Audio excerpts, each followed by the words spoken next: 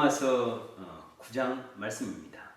지금까지 이제 벌써 로마서 서론부터 시작해가지고 이제 8장을 지나서 이 시간에는 이제 9장 말씀입니다. 로마서 9장 말씀은 챕터의 제목은 이렇게 정했습니다. 이스라엘의 구원, 이스라엘의 구원인데 그 중에서 이스라엘의 구원 가운데서 이스라엘의 그 과거의 이야기가 바로 이제 로마서 9장 말씀입니다. 지금까지 우리가 이제 쭉 1장부터 봐왔던 말씀을 잠깐 이렇게 생각해보고 지나갑니다. 1장 1절로부터 15절 말씀 우리가 늘 항상 시작할 때마다 이야기했었죠. 인사 말씀이었고, 그 다음에 16절, 17절은 로마서의 가장 기둥 같은 말씀, 로마서의 기고 또 성경의 중심되는 말씀이라고 그랬죠. 이 말씀 우리 같이 읽어봅니다. 내가 복음을 부끄러워하지 아니하니 이 복음은 모든 믿는 자에게 구원을 주시는 하나님의 능력이 됩니다. 먼저는 유대인에게요 그리고 헬라인에게로다. 복음에는 하나님의 의가 나타나서 믿음으로 믿음에 이르게 하나니 기록된 바 오직 의인은 믿음으로 말미암아 살리람과 같으니라. 이 말씀이죠. 그래서 이 말씀을 중심으로 이제 로마서가 시작이 되는 거죠. 그러고 나서 이제 18절부터 3장 20절까지는 죄에 대해서 그리고 죄에 대한 하나님의 심판에 대해서 말씀하시고, 그다음에 3장 21절로부터 5장 마지막 절 21절까지는 로마서의 가장 기둥되는 두 말씀을 다시 해석합니다. 그래서 믿음과 의에 대한 말씀으로 기록되어 있습니다. 그리고 이제 6장, 7장, 8장 이 말씀인데, 이제 6장, 7장, 8장은 성화에 대한 말씀이고, 그래서 지난 시간에 우리가 성화, 성령 안에서 자유, 성령과 함께 고난을 이겨낼 것이라는 말씀으로 우리가 말씀을 봤습니다.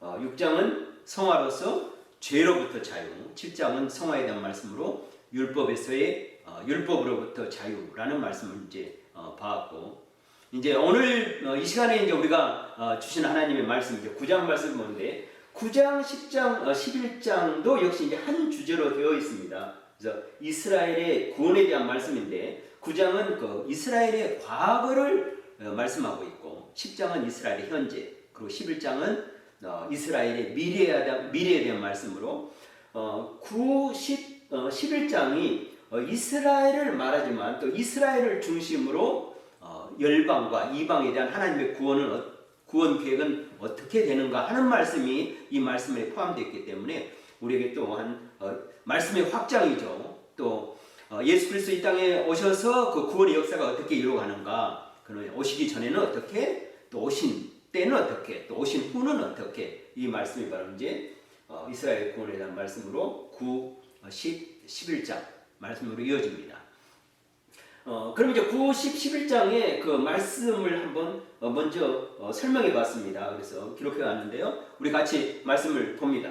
9장에서 11장은 예수 그리스도의 십자가의 구원 사역과 오순절 성령으로 하나님의 구속 사역이 선민 이스라엘 중심에서 세계 모든 민족으로 확대된 신약 시대에 구약의 택한 민족인 이스라엘의 역할과 그 위치가 무엇인지와 선민 이스라엘뿐만 아니라 모든 이방인, 즉 전 인류의 구원에 대한 하나님의 절대적 주권을 집중적으로 말씀하고 있습니다. 그래서 이제 과거에는 선민 이스라엘 중심으로 하나님께서 구원 사역을 하셨죠. 그런데 예수님을 통하여 이제 본격적으로 모든 민족으로 확대되는 것이 이제 신약 시대죠. 그래서 구약의 택한 민족인 이스라엘의 역할과 그 위치가 무엇이었는지 이제 9장을 중심으로 보게 되고요. 그 다음에 선민 이스라엘뿐만 아니라 모든 이방인, 즉 전 인류에 대한 구원의 그 하나님의 절대적인 주권을 가지고 행하시는데 어떻게 하시는지 이제 그 안에 이스라엘 구원 안에 이제 9장, 10장, 11절을 통해서 이제 모든 이방인을 향한 하나님의 구원과 구속이 어떻게 이루어지는지 하는 말씀을 같이 이렇게 중복해 가면서 말씀하고 있습니다. 그래서 오늘은 이스라엘의 구원으로 이스라엘의 과거에 대한 말씀을 하게 됩니다. 이제 9장 말씀을 보는데요. 9장 말씀을 먼저 한번 이해하고 설명을 한번 우리가 들어보고 시작을 하겠습니다. 같이 봅니다. 구약 시대에 하나님은 절대적인 주권으로 인류 구원 사역을 이스라엘 민족 중심으로 하셨는데, 이때 이스라엘 민족 전체가 다 구원받는 것이 아니라 오직 약속의 자녀, 남은 자들, 그래서 렘넌트라고 하죠. 남은 자들만 구원받는 사실을 말씀한다. 그러나 이스라엘은 믿음이 아닌 율법의 행위로 구원과 의를 얻고자 하여 실족하게 되었으며, 또한 예수 그리스도의 복음을 거부한 이스라엘에 대해 말씀하고 있다. 이제 9장의 말씀을 먼저 한번 이렇게 정리해서 이해를 돕고 시작을 하게 됩니다. 9장의 내용을 보면은요, 이렇게 세 부분으로 나누어 볼 수 있습니다. 이스라엘 향한 바울의 근심과 고통, 그래서 이스라엘과 그리스도를 말씀하고, 두 번째는 하나님의 절대적 주권, 그래서 하나님의 주권적 구원의 실제 예를 들어가면서 말씀을 합니다. 그래서 9장 6절로부터 29절 좀 분량이 길죠. 그리고 나서 이제 마지막으로 이스라엘의 잘못과 이방인의 구원에 대한 말씀이 9장 30절로부터 33절 말씀이 되어 있습니다. 그래서 두 번째 보면은요, 구원의 실제적인 예를 있는데, 이 두 번째 파트를 그 실제적인 예를 이렇게 성경에 보면은요, 9장에 보면은 7가지의 그 예를 드러났습니다. 성경에 보면은 3이라는 숫자, 또 7이라는 숫자가 이렇게 나오는데, 사도 바울은 그 7가지 예를 들었어요. 근데 7가지 예의 공통점은 뭐냐면 이것이 다 하나님의 절대적인 주권을 하셨다. 하나님이 하셨다. 이렇게 말씀합니다. 인간이 어떤 것으로 한 것이 아니라 하나님이 주권을 가지고 모든 것을 하나님이 계획하신 가운데, 예비하신 가운데, 하나님의 작전 가운데 이 모든 것을 하셨다, 이렇게 말씀합니다. 그래서 7가지 했는데요, 이스라엘을 중심으로 합니다. 그래서 약속의 자녀에 대한 말씀으로 이삭을 들었고요, 그 다음에 두 번째는 그 야곱을 들었고, 세 번째는 모세를 들었고, 네 번째는 바로를 들었고, 애굽왕이었죠. 다섯 번째는 이 토기장, 하나님은 토기장이다. 우리가 잘 아는 이야기죠. 토기를 만드는 토기장과 그 다음에 그릇에 대한 것으로, 그 다음에 이제 여섯 번째는 이스라엘과 이방인, 그리고 일곱 번째로는 그 남은 자. 그래서 이스라엘의 역사와 그 다음에 그 선지자들의 글을 통해서 7가지 예를 들어가지고 하나님의 주권에 대한 말씀을 하고 있습니다. 이제 먼저 우리가 이스라엘을 향한 바울의 근심과 고통, 첫 번째 그 메시지로 이제 9장 1절로 5절을 보는데, 이스라엘과 그 그리스도의 관계를 이야기하면서 이 안에서 그 이스라엘이 그리스도를 받아들이지 못함으로 말미암아 일어난 그 바울의 그 심적 고통, 그 비애, 아픔이죠. 그 근심을 이제 우리에게 전해주고 있습니다. 이제 9장 1절로부터 5절 말씀을 우리 먼저 한번 이해하겠습니다. 같이 봅니다. 바울은 현재 복음을 거부하고 있는 동족 이스라엘에 대해 안타까운 심정을 표현한 후, 이스라엘 민족은 구원과 약속과 언약과 계시와 율법을 하나님으로부터 받았을 뿐 아니라 그리스도 그의 혈통을 통하여 나셨다는 점에서 특별한 하나님의 축복을 받은 민족이라, 이렇게 말합니다. 사실 세계 모든 민족들, 얼마나 많은 민족들이 있습니까? 그 중에서 이스라엘만큼 이렇게 하나님의 그 선택된 민족으로, 선민으로서 이런 축복을 받는다는 것은 아주 참으로 그 귀한 일이고 그 영광스러운 일입니다. 그런데 이것이 이스라엘에게는 바울의 근심이 되고 아픔이 되었던 거죠. 왜 그랬을까요? 하는 부분이 오늘 본문 말씀인데, 2절 5절 말씀, 우리가 읽었던 말씀이고, 그래서 두 부분으로 나눠서 볼 수 있습니다. 첫 번째 보면은요, 이스라엘을 향한 바울의 그 슬픔, 근심과 고통이 있는데, 이는 이스라엘이 그리스도의 복음을 거부하여 스스로 멸망해 가는 그 말씀을 이제 9장 1절로부터 3절 말씀하고 있고, 두 번째 파트로 그 이스라엘의 특권을 또 말합니다. 하나님의 선민으로 구원받는 백성이라는 그 이스라엘의 그 민족주의, 그리고 또 율법주의로 인해서 그리스도를 거부한 이 메시지를 말씀하고 있습니다. 그러면 우리 한번 같이 이제 성경을 보겠습니다. 1절, 2절은 우리 성경은 구분하고 있지 않죠. 영어 성경은 이제 구분되어 있는데 1절, 2절, 3절 말씀 우리 같이 씁니다. 내가 그리스도 안에서 참말을 하고 거짓말을 아니하노라. 나에게 큰 근심이 있는 것과 마음에 그치지 않는 고통이 있는 것을 내 양심이 심령 안에서 나와 더불어 증언하노니 나의 형제 곧 고륙의 친척을 위하여 내 자신의 저주를 받아 그리스도에게서 끊칠지라도 원하는 바로다. 이렇게 말씀하고 있습니다. 물론 사도 바울이 나의 형제 곧 고륙의 친척이니까 내 형제 사촌들 내 일가 친척을 말하는 것이 아니죠. 작게 표현했지만 사실 이건 뭐예요? 이스라엘의 모든 형제들을 말하는 거죠. 그래서 이스라엘의 모든 지파, 그리고 모든 민족, 모든 것은 이제 이렇게 나의 형제처럼 모두가 이스라엘 전 민족을, 그 다음에 나의 고륙처럼 이렇게 생각하면서 한 민족을 이렇게 생각한다는 것이 참 내 형제처럼 고륙처럼 생각하는 그런 사도 바울의 애틋함이 있습니다. 그러면서 그들이 이제 그리스도를 내가 그리스도에게 끊어질지라도 이런 표현을 보면은 모세가 그 광야에서 그 이스라엘 민족들을 위해서 기도할 때 그들이 얼마나 하나님 앞에 그 하나님을 거역했습니까? 또 하나님 말씀에 순종하지 않았잖아요. 그럴 때 모세가 그 백성을 위해서 하나님께서 그들을 멸하시겠다 이렇게 말씀하니까 그 백성을 위해서 얼마나 안타깝게 부르짖는 기도를 했습니까? 모세와 같은 심정으로 하나님 앞에 내가 끊을지라도 이 민족의 구원 얻기를 간절히 바라는 그 마음을 사도 바울이 담고 있습니다. 이야기하고 있습니다.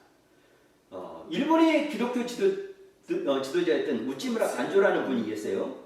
우리 한문으로 보면은 내촌 감삼이라고 그래요. 1961년에 태어나서 1930년 이렇게 들어가시는데 그분이 이런 말씀하셨어요. 내게는 두 개의 제의가 있다. 하나는 재팬이요, 하나는 지저스다. 이렇게 말씀했죠. 그래서 이 우찌무라 간조 이분이 그 자기 민족 일본이 이렇게 2차 대전 때잖아요. 이게 1930년 그분이 들어가실 때 정도 보면 우리 한국을 이렇게 침략하고 고통을 줄 때 일본이 자기가 봤을 때 얼마나 하나님 앞에 불의한 민족인지 알았죠. 그러면서 하나님의 심판이 모르겠어요. 닥쳐올 줄 예감했는지 아닌지 어쩐지는 모르지만 자기 민족이 불의하는 것을 보고 민족을 향해서 민족을 위해서 기도했던 분이죠. 그래서 내게는 두 개의 제의가 있다 이런 말을 했죠. 그래서 어떤 분이 이제 우찌무라 간조 이분의 말을 따라서 우리가 이제 우리 한국 목사님이 이렇게 말씀하셨어요. 그러면 우리에게는 두 개의 C가 있다 이렇게 말했죠. 하나는 코리아요, 하나는 크라이스트다 이렇게 말했죠. 그래서 우리도 나라와 민족의 구원을 위해서 우리가 간절히 기도해야 된다. 누구나 그렇습니다. 우리가 먼저 구원받는 자로서 고륙 친척을 위해서 그들의 구원을 위해서 기도하는 것은 어떻게 보면은 먼저 부른 자의 우리의 소명인지도 모릅니다.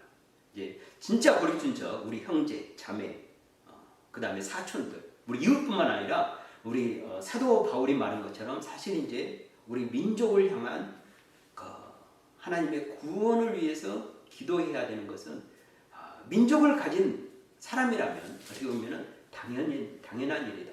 그래서 우리도 한민족이잖아요. 한국인이잖아요. 그래서 우리도 우리 조국을 위해서 또 우리 나라를 위해서 우리 민족을 위해서 하나님 앞에 또 바르게 쓰고 또 의롭게 쓰고 구원받는 민족으로 서기 위해서 기도해야 되고 또 우리 한국만 남한만을 위하여 우리 북한도 우리 민족이고 또 우리 형제니까 북한이 속히 하나님 앞에 돌아와 회복되는 그런 나라와 민족이 되기 위해서 또 한 나라와 민족으로 연합하기 위해서 그들에게도 복음이 가기 위해서 우리는 더 열심히 민족을 위해서 기도해야 한다 하는 말씀을 우리 사도 바울의 그 기도하는 모습을 통해서 우리가 깨닫게 되고 또 교훈받게 됩니다. 이제 두 번째 파트입니다. 이스라엘 특권이었죠. 하나님의 선민으로서 구원받는 백성이라는 그 민족주의와 그 다음에 그 율법주의로 해서 유대인들이 이스라엘 이제 하나님을 배척했는데요. 성경 말씀 우리 4절 5절 말씀 같이 읽습니다. 그들은 이스라엘 사람이라 그들에게는 양자됨과 영광과 언약들과 율법을 세우신 것과 예배와 약속들이 있고 조상들도 그들의 것이요 육신으로는 하면 그리스도가 그들에게 나셨으니 그는 마음 위에 계셔서 세세 찬양을 받으실 하나님이시라. 아멘. 그러죠. 얼마나 그 이스라엘이 하나님의 그 선택된 민족으로서 이런 특권을 가졌습니까? 예. 그리고 또 그리스도도 역시 육신으로 그들에게서 났잖아요. 이거 얼마나 정말 귀하고 복된 일이었는가 하는 것을 우리가 알게 됩니다. 그런데 유감스럽게도 이스라엘은 복음이 오신 그 메시아, 그들이 기다렸던 그리스도를 받아들이지 못하는, 그래서 사도 바울에게 근심과 고통이 되었던 것을 우리에게 말씀하고 있고, 그 다음에 이제 우리가 봤던 이제 하나님의 절대적인 주권, 하나님의 주권적인 구원의 신뢰로서 하나님은 어떻게 과거에는 어떻게 이스라엘을 통해 구원의 역사를 이루는가 한번 이스라엘에게, 유대인들에게 가르치고 있는 거죠. 그러면서 우리에게 또 가르치고 있죠. 하나님은 어떻게 구원을 이루어 가시는가. 그래서 우리가 주목해 봐야 할 일입니다. 하나님은 그러면 지금도 어떻게 구원하고 계시는가, 앞으로도 하실 것인가 하는 거죠. 그래서 7가지 예를 들어가면서 아주 사도 바울이 우리에게 구체적으로 아주 세세하게 하나님의 구원을 이루어 가시는 방법을 설명하고 있는데, 우리가 주목해서 보는 것이 뭐냐, 이 모든 일은 뭐죠? 하나님의 그 절대적인 주권으로 하신다 라는 말씀입니다. 그래서 이제 이 하나님의 주권에 대한 6절로부터 29절 말씀을 먼저 우리 한번 이해하고 들어갑니다. 구원을 계획하시고 이루시는 분은 전적으로 하나님이시다. 이는 전적으로 하나님의 절대 주권이다. 9장 6절로부터 29절 말씀은 이스라엘의 구원 역사와 선지자들의 말씀에서 7가지 예를 들어 증거하며 설명하고 있다. 구원의 역사를 통해서, 그 다음에 선지자의 말씀들을 통해서 7가지 예로 증거하고 있습니다. 그래서 먼저 첫 번째, 이스라엘과 약속된 자녀, 그래서 이삭을 예로 들어서 이야기합니다. 그래서 6절로부터 9절 말씀 설명입니다. 아브라함의 자녀라고 해서 다 구원받는 것이 아니다. 오직 하나님이 주권적으로 택하신 자만이 진정한 약속의 자녀이며 구원을 받는다. 우리가 잘 아는 대로 아브라함의 자녀들이 있었죠. 우리가 생각할 때는 물론 사라를 통해서 이삭이 있었고, 또 애굽 여인 하갈을 통해서 또 이스마엘이 있었고, 또 성경에 보면 또 그두라를 통해서 6 아들이 있었어요. 그래서 아브라함은 총 성경에만 나와 있는 숫자로면 아들이 몇 명이었어요? 8이었죠. 우리가 생각할 때는 뭐 이스마엘, 또 이삭 이렇게 생각하는데 그렇지 않아요. 8이 있었는데, 다 그런다고 해서 하나님이 구원하신 것으로 뭐냐? 약속의 자녀, 씨앗을 통해서, 씨를 통해서 구원하신다 이렇게 말씀하면서 이삭의 예를 듭니다. 그래서 6절부터 9절 말씀인데 같이 봅니다. 그러나 하나님의 말씀이 폐하여진 것 같지 않도다. 이스라엘에서 난 자들이 다 이스라엘이 아니요, 또한 아브라함의 씨가 다 그의 자녀가 아니라 오직 이삭으로부터 난 자녀야 넷이라 불리리라 하셨으니 이렇게 말합니다. 이스라엘에서 난 자가 다 이스라엘이 아니다 이렇게 말합니다. 아브라함의 씨가 다 자녀가 아니라, 아브라함에서 태어났는데 8이었잖아요. 이삭으로 난 자라야 넷이라 이렇게 말합니다. 넷이 약속의 자녀. 같이 봅니다. 곧 육신의 자녀가 하나님의 자녀가 아니요 오직 약속의 자녀가 씨로 여김을 받느니라. 약속의 말씀은 이것이니 명년 이때에 내가 이르니 사라에게 아들이 있으리라 하심이라 이렇게 말하죠. 하나님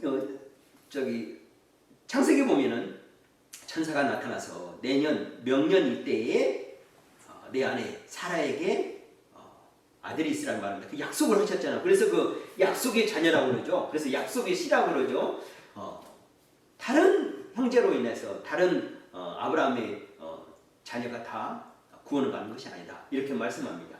근데 두 번째 이제 야곱을 이야기하는데요. 뭐라고 말씀하시냐 하면은요, 같이 봅니다. 약속의 자녀, 이삭이죠. 약속의 자녀의 아들이라고 해서 다 구원받는 것이 아니라 하나님이 주권적으로 택하심을 자만이 구원을 얻었다. 야곱은 사랑받고 에서는 미움받았다. 이스라엘은 그렇게 생각한 거예요. 우리가 약속의 자녀이지 않냐. 그러면 하나님께서 특별히 이스마엘은 아니지만 이삭은 약속의 자녀이잖아요. 그럼 약속의 자녀이기 때문에 그 약속의 자녀니까 다 구원받아야 된다 이런 생각을 가졌어요. 그러나 하나님은 약속의 자녀라고 했다고 해서 그러니까 이삭의 자녀라고 한다고 해서 이삭의 자녀들이 다 구원받는 건 아니다. 그 중에서도 누가? 택하심을 받아야 하나님의 주권으로. 근데 누구는 택하심을 받았다? 야곱은. 그러나 누구는? 에서는 아니다. 택함을 받아야 된다. 약속의 자녀라고 다 된 것은 아니다. 그러니까 성경이 말하는 것은 이스라엘이니까 다 된 것이 아니라. 우리 계속해서 그 말씀을 봅니다. 성경 이제 10절부터 13절 말씀인데요. 같이 봅니다. 그뿐 아니라 또한 리브가가 우리 조상 이삭 한 사람으로 말미암아 임신하였는데 그 자식들이 아직 나지도 아니하고 무슨 선이나 악을 행하지 아니한 때에 택하심을 따라 되는 하나님의 뜻으로 행위로 말미암지 않고 오직 부르시는 이로 말미암아 서게 하려 하사 이렇게 말씀하고 계속합니다. 리브가가 이르되 큰 자가 어린 자를 섬기라 하였으니 기록된 바 내가 야곱은 사랑하고 에서는 미워하였다 하심과 같으니라. 이들이 태어나서 뭘 한 것 아니에요 아직. 그런데 이미 뱃속에 있을 때 뭘 했다? 하나님께서는 큰 자가 어린 자를 섬기고 내가 야곱은 사랑하고 에서는 미워했다. 뭐 했다는 거예요? 그러니까 하나님의 주권적인 그 절대 주권을 얘기했어요. 하나님이 택한 자라고 하신다. 이렇게 말하고 세 번째 그러면서 이제 또 모세 이야기를 합니다. 그러면서 이제 모세 이야기를 하면서 뭐냐 우리가 이제 그 설명을 한번 먼저 보면은요 하나님은 모든 일을 미리 계획하시는 대로 행하시며 하시는 모든 일에 불의가 없으시다. 하나님은 모세에게 불쌍히 여기시고 긍휼히 여기는 것을 그런 일을 보여주셨다. 사역을 보여주셨다. 내가 불쌍히 여긴 자를 불쌍히 여기고 긍휼히 여긴 자를 긍휼히 여긴다. 이런 말씀하면서 모세를 통해서 하나님께서 그 보시면서 하나님의 주권적인 선택에 의한 또 하나님의 섭리에 의한 구원을 이루어 가시는 것을 보게 됩니다. 그래서 이제 14절로 16절 말씀인데요.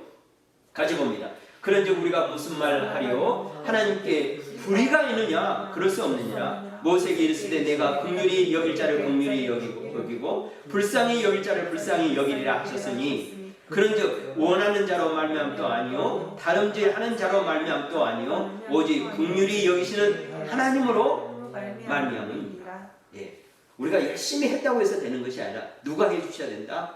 하나님 하셔야 된다. 이렇게 말씀해서 이제 모세 이야기를 하시고 그러고 나서 또 이제 바로 이야기를 합니다. 바로 이스라엘과 함께. 그래서 먼저 말씀을 한번 이해하고 들어갑니다. 하나님께서는 전적인 주권으로 긍휼히 여기시는 자와 완악하게 할 자를 통하여 계획하신 일을 이루어 가신다. 하나님의 하신 일. 예. 우리가 때로는 이해를 못하지만 우리가 먼저 한번 성경의 말씀을 듣고 한번 설명을 한번 들어보겠습니다. 나중에 17절 18절 두 절 말씀인데 같이 읽습니다. 성경이 바로에게 이르시되 내가 이 일을 위하여 너를 세웠으니 곧 너로 말미암아 내 능력을 보이고 내 이름을 온 땅에 전파되게 하려 함이라 하셨으니 그런즉 하나님께서 하고자 하시는 자를 긍휼히 여기시고 하고자 하시는 자를 또 어떻게 완악하게 하시느니라 이런 말씀을 합니다. 그래서 제가 한번 설명을 써봤습니다. 제가 설명을 하려다가 그냥 기록을 했어요. 같이 봅니다. 이 말씀을 표현은 바로가 강팍하게 된 책임이 바로가 아닌 하나님에게 있다는 것을 의미하는 것이 아니다. 우리가 인간의 생각은 그래요. 하나님이 바로 강팍하게 했으니까 바로가 무슨 잘못이야. 자기는 하나님이 시킨 대로 했을 뿐이야. 라고 말할 수 있는데 그게 아니라는 거예요. 자, 공의의 하나님은 절대로 악을 행하도록 자극하시는 분이 아니며 인간의 잘못은 자신의 근본적인 부패함에 있기 때문이다.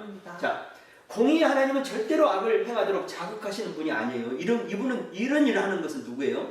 사탄은 이런 일을 해요. 근데 하나님은 절대 하지 않습니다. 인간의 잘못은 자신의 근본적인 부패함에 있기 때문이에요. 근데 바로가 왜 강팍하게 되냐? 한번 말씀 보는데요.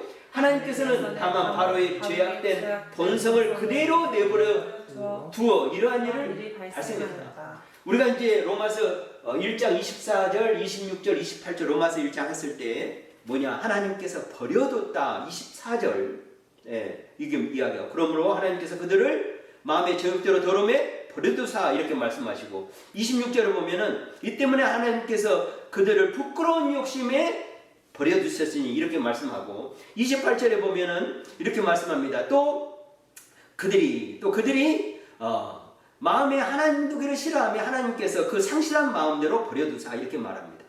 왜 그러냐면 하나님께서는요 인간의 그 죄악된 본성을 그대로 두는 거예요. 그래서 이런 일이 발생하는 겁니다. 하나님의 책임이 아니에요.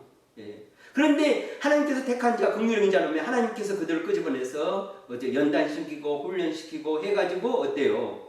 죄악에서 건져내시고 구원하시고 의롭게 살고 선하게 살고 거룩하게 살 수 있도록 성령님이 도우시고 하나님이 이렇게 간섭하시고 택하시고 놔두는 것이 아니라, 예, 그래서 우리 믿는 자에게 때로는 이렇게 연단이 오고 힘든 것이 왜 옵니까? 하나님께서 버려두지 않았기 때문에 우리의 경우는. 그래서 제가 전번에도 말씀드렸죠. 우리에게 시험 오고 연단이 오면 우리가 뭐가 있다고? 감사하다고.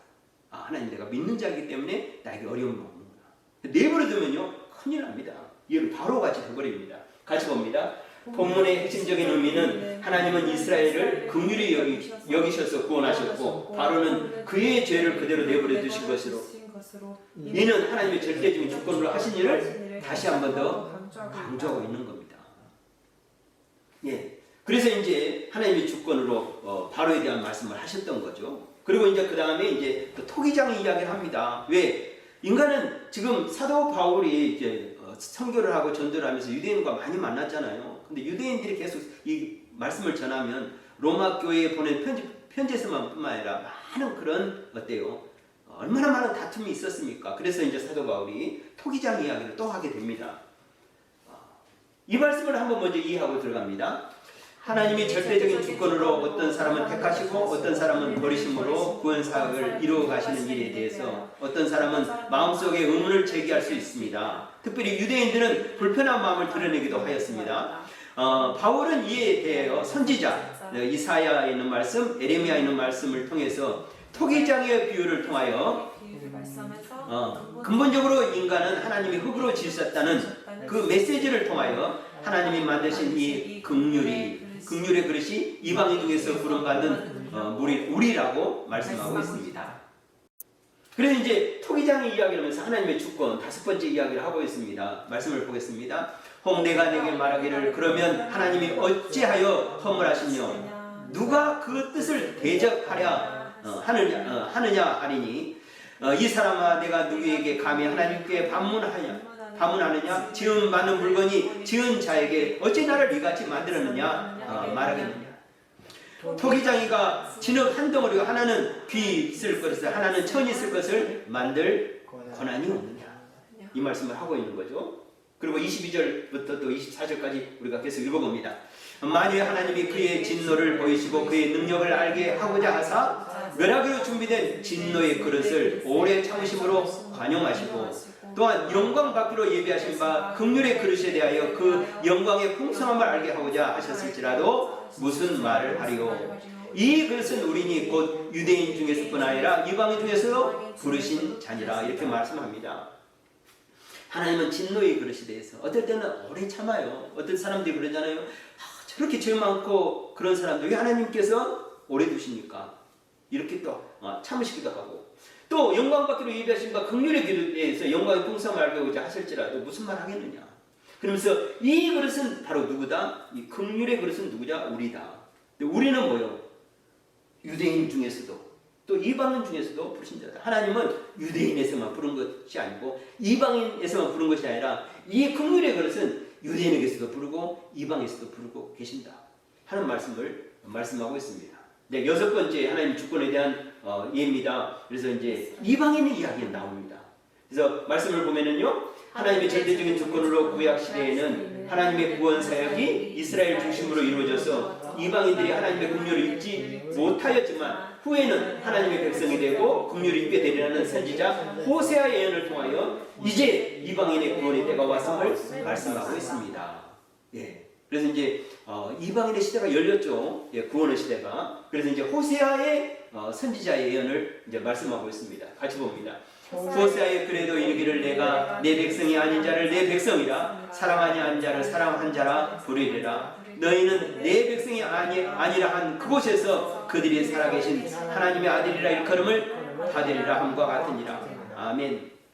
사실 우리는 여기에 써 있죠. 너희는 내 백성이 아니라 한 그곳에서 그들이 살아계신 하나님 아들이라 일컬음을 받으리라. 우리 이스라엘에 서 있지 않잖아요. 옛날에는 내 백성이 아니라는 곳이잖아요. 이 먼 곳. 근데 우리가 지금 이곳에서 뭐가 됐어요? 살아계신 하나님의 아들이라 일컬음을 받고 우리가 예배하고 또 말씀을 연구하고 또 은혜를 받고 있습니다. 얼마나 감사합니까? 이제 마지막 하나님 주권, 이제 남은 자 이야기를 27, 28, 29절에서 하고 있습니다. 이 말씀의 해석을 먼저 읽겠습니다.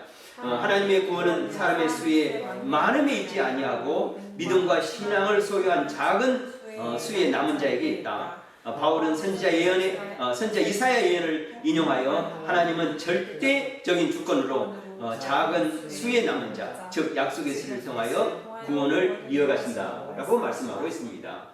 그래서 이제 이사야 예언을 통한 말씀 우리 같이 봅니다. 3절 말씀이죠. 또 이사야가 이스라엘에 관하여 예치되 이스라엘 자손들의 수가 비록 바다의 모래 같을지라도 남은 자만 구원을 받으리니 주께서 땅 위에서 그 말씀을 이루시고 속히 시행하시리라. 또한 이사야가 미리 말한 바 만일 만군의 주께서 우리에게 씨를 남겨두지 아니하였더라면 우리가 소돔과 같이 되고 고모라와 같았으리라 함과 같으니라. 아멘. 여기까지 해서 우리가 하나님의 주권을 이야기합니다. 그러죠. 하나님은 그 구원은 이스라엘이니까 구원하는 것이 아니에요. 유대인이니까 구원하는 것이 아니라는 거죠. 또 약속이시니까 다 구원, 약속의 자니까 다 구원하는 것이 아니라는 거죠. 그래서 전체가 아니라 누굽니까? 하나님은 그때그때마다 하나님께서 택하신 자, 하나님께서 예비하신 자, 하나님께서 계획하신 자, 그 하나님의 절대 주권으로 인해서 누구를 줘? 소수의 사람을, 그리고 남은 자를, 그리고 이제 그때는 유대인 중에서, 그리고 또 이방인 중에서, 지금은, 그래서 지금도 마찬가지예요. 모든 자가 열방에 많은 사람이 있어도 지금 누가 하나님의 택하신 자들을 통해서 또 남은 자를 통해서 하나님의 구원의 은혜, 그 긍휼의 그릇이죠. 그래서 누구라? 우리 같이 긍휼을 입은, 우리가 긍휼의 그릇이죠. 하나님이 지으신 이런 은혜가 우리에게 입었다. 그래서 우리는 이 시대에 남은 자다, 또 하나님의 은혜 입은 자다, 이렇게 말씀할 수 있습니다. 바울이 이렇게 말씀하고 있습니다. 자, 이제 이스라엘의 잘못과 이제 이방인의 구원에 대한 말씀으로 이제 9장 메시지가 이제 맞춰지고 있습니다. 그래서 우리가 같이 보면은요, 9장 1절에 5절에서 이스라엘은 하나님의 축복을 받은 민족임이 분명하다고 말씀하고, 6절로부터 29절에서는 하나님의 그 절대적인 주권으로 이스라엘의 역사와 선지자들의 예언을 통해서 하나님의 구원 사역을 말씀하고 있지요. 그리고 이제 마지막에 이스라엘의 구원이 멀어진 그 비극적인 상황을 이제 말씀하면서 이제 9장 말씀을 맺고 있습니다. 30절로 33절 말씀에 이제 해석된 말씀인데 해석을 해놨는데요. 같이 보면은 이스라엘이 구원에서 멀어진 비극에 대해 말씀하므로 믿음으로 의에 이르려고 하지 않고 율법을 행함으로 의에 이르려는 그 잘못을 말하고 있다. 또한 이스라엘의 잘못으로 말미암아 예수 그리스도가 그들에게 부딪힐 돌과 걸림돌이 되었는데 이는 복음을 주신 하나님을 거부하는 불의가 되었다 하는 말씀입니다. 그래서 이 말씀도 역시 이제 제가 두 부분으로 나눠서 우리 한번 이해하기를 원하는데요. 믿음에 의지하지 않고 율법을 행함으로 의에 이르는 이스라엘의 불신앙과 믿음으로 의를 이방인에 대한 말씀을, 그리고 예수 그리스도가 부딪힐 돌과 걸림돌이 되어 하나님의 구원을 거부한 이스라엘의 말씀으로 이렇게 성경을 나눠봅니다. 그래서 이제 먼저 1번의 말씀, 2절 말씀이죠. 같이 봅니다. 그런즉 우리가 무슨 말을 하리요? 의를 따르지 아니한 이방인들이 의를 얻었으니 곧 믿음에 난 이방인의 구원을 말하고 있습니다. 그래서 이방인들이 의를 얻었으니 곧 믿음으로 의를 얻은 거죠. 같이 봅니다. 의의 법을 따라간 이스라엘은 율법에 이르지 못하였으니, 이제 의의 법이 뭐냐면 영어 성경에 보면 이스라엘 who pursued a law of righteousness이죠. 율법으로 의를 얻으려고 했다. 그것을 말씀하고 있습니다. 그 율법에 이르지 못한다. 그런다고 해서 율법에 이르느냐? 율법으로 어떻게 완전하게 우리가 이루어서 구원을 받을 수 있습니까? 율법은 뭐라고 했죠? 선하고 의로고 거룩한 것인데 우리의 살 방도를 가르쳐주는 거지 율법을 위해서 구원의 방법을 가르쳐준 건 아니잖아요. 그래서 이스라엘의 그 잘못된 이해로 인해서 그 잘못된 길을 가게 되고 결국 어떻게 됩니까? 예수 그리스도까지 이렇게 거역하게 되는, 이제 걸림돌이 되고 부딪힐돌이 되었던 예수를 거부하는, 이렇게 됩니다. 그래서 마지막에 이렇게 말씀으로 끝맺고 있습니다. 같이 봅니다. 어찌하여 그러하냐? 이는 그들이 믿음을 의지하지 않고 행위를 의지함이라 부딪힐 돌에 부딪혔느니라. 기록된 바 보라 내가 걸림돌과 거치는 바위를 시온에 두노니 그는 믿는 자는 그를 믿는 자는 부끄러움을 당하지 아니하리라 함과 같으니라.